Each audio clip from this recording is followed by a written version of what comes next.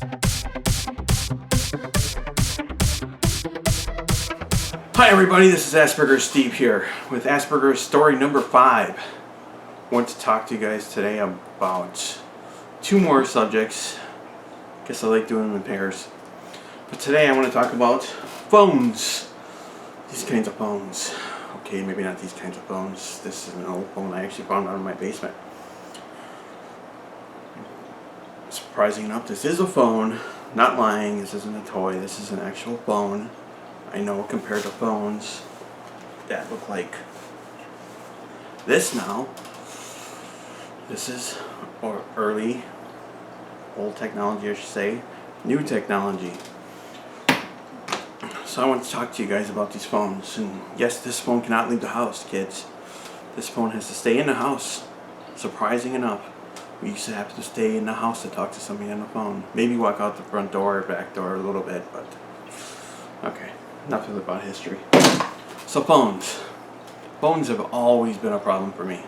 Never liked dealing with phones, ever. Still don't. Been working on it. Answering phones has been always something that I've always felt like seeing that phone start ringing. It was like, oh my God, somebody's calling me, why? And I would look down, and back in the olden days where we had the old phones like these, some didn't even have screens on them, like this one's got a screen on it.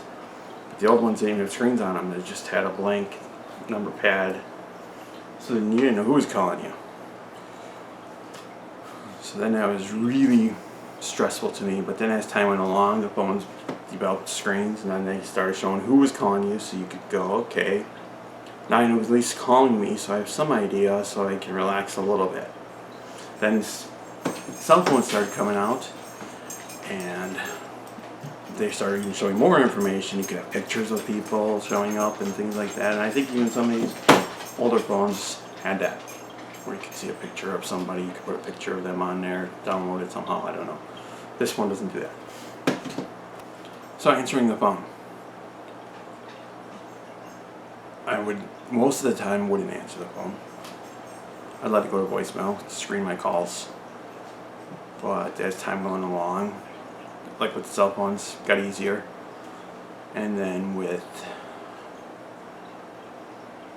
get panic attack, like just answering the phone, even for family members.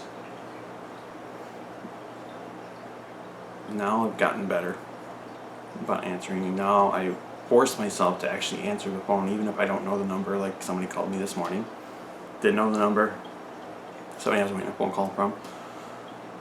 So I keep working at it, and that's all you can do is just keep working at what you need to work at to get past the fear of the thing you're working with, which sounds kind of odd to keep saying.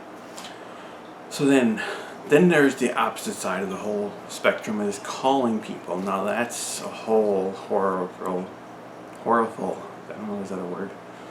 Horror of dealing with, because now I have to think about it. When somebody's calling me, they surprise me. I don't know they're calling me, when they're going to call me or anything, so I get surprised. But calling somebody is a whole different world for me. I have to think about it. Sometimes it'll take me 2 or 3 days to make a phone call, and it's really bugs me. I hate that I'm like that. I don't want to be like that. I want to be able to just not even think about it and pick up the phone and just call somebody, anybody, look in the yellow pages and call a company, call a person. Well, I don't want to do random calling of people, but for somebody I have to call for a repair or whatever. So, and working on that, I have to pay a bill every month, which don't we all have to pay some type of bill every month? But I chose to call them every single month. I have to call, well, I don't have to. I choose to call them because I could pay it online. I could pay it by check through the mail, but I'm choosing to call them every month. I'm choosing to call them every month to force myself into using the phone more. And I'd say it's been going on for about 3 months now, 3-4 months, and it's been getting better, much better. So like I said, if you have a fear of phones as much as I do, anxiety builds everything, you just need to start working at it. And I know always it's easier said always to say it, to do something, than it is to actually do it. But a phone's like I still am. I mean, I'm not over it yet. It still takes me a little bit. But now I have a certain date that I have to call, so now I know that date. So that's the next thing, is that I have to work away from that date and start calling people randomly. So that's a bit about phones. So the second thing I want to discuss is happiness. Happiness for everybody is different. Happiness for an Asperger's person is different too. I mean, every person has their happiness levels set at certain heights and certain sadness levels or unhappiness levels. And I saw a video the other day which really got me thinking about it. I'll post a link to the video. It just really made sense about how everybody these days always want more and more to make them feel better and better about themselves. But you know, at what point do you finally say, I have enough stuff? And the problem is, people don't anymore. People just keep on wanting more and more and more. And I catch myself sometimes doing that with different... I'm going to go back to the phone thing. My cell phone. It is the newest phone on the market. Always waiting for the next and best one. I don't know why. It doesn't make me any happier when I get a new one. Yeah, there's some joy in it and stuff for a few days, but this is about 6, 7 months old, 8 months old, and it's, there's no more fun in it anymore. So now I'm always thinking about the next one, and it's like, why? So I can get it and be broke again and not even have only a few newer features. So happiness of getting things. Everybody always keeps wanting more and more and more and more and more and more and more. Is that too many mores? But anyways, so where does it end? That's what the video talks about, and that's what I've been thinking about. I was like, where does it end? At what point do you finally say, we have enough stuff? But I guess everybody becomes so infatuated with continually getting more and more that we want more and more. And that's where the more and more keeps coming out.